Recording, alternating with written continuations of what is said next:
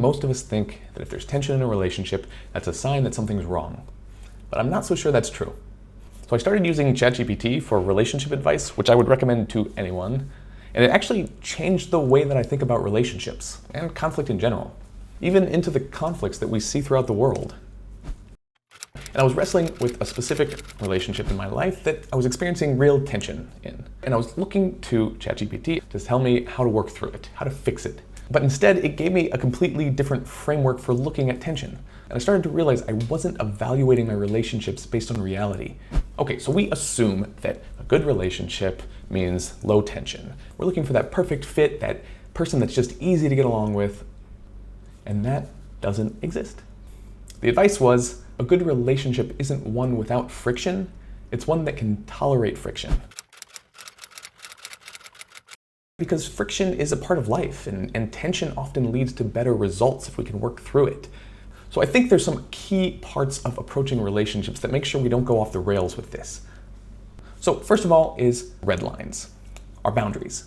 What actually matters enough that we're not willing to compromise on it? That makes me too uncomfortable. That's something I'm not okay with. That's inappropriate behavior.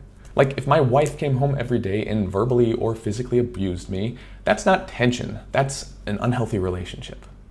And that behavior needs to change. It's not something I can tolerate. But every relationship that we have is bound to be imperfect, and the question is, who am I dealing with? Is this someone who is either actively seeking my good or has the potential to be a reasonable or mutually beneficial partner? Or is this someone that I kind of have to be in a relationship with whether I like it or not, like the Israeli-Palestinian conflict?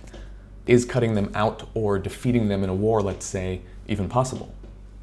Perfect conflict resolution doesn't exist. It's nice, it's a great ideal, but it's practically impossible. Or the way I've said it before, this isn't a Marvel movie where there's clear winners and losers, good guys and bad guys. There is no perfect solution to any conflict. So instead, I started asking, how much friction can this relationship tolerate? With global conflicts, we're dealing with a vast group on their side of the conflict and on ours. So there's a lot of nuance to juggle there.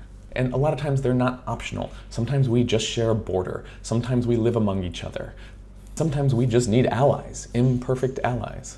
There has to be room to tolerate tension. And if we expect that tension to disappear before we engage with a conflict in good faith, we'll never engage with it at all. And if we treat tension as a sign that something's broken, rather than just kind of part of the deal in any relationship, we'll keep walking away from things that might be worth working through. If we can hold that tension, if we can tolerate it. So I don't think that this makes conflict any easier, but it does make it more real, or at least root it more in reality. It turns it from something theoretical into something practically approachable. One foot in front of the other, holding tension, asking what my boundaries are, asking who I'm dealing with, and asking myself if it's worth moving forward. Instead of asking myself, how do I eliminate tension and conflict? I just want to understand if it's actually worth working through.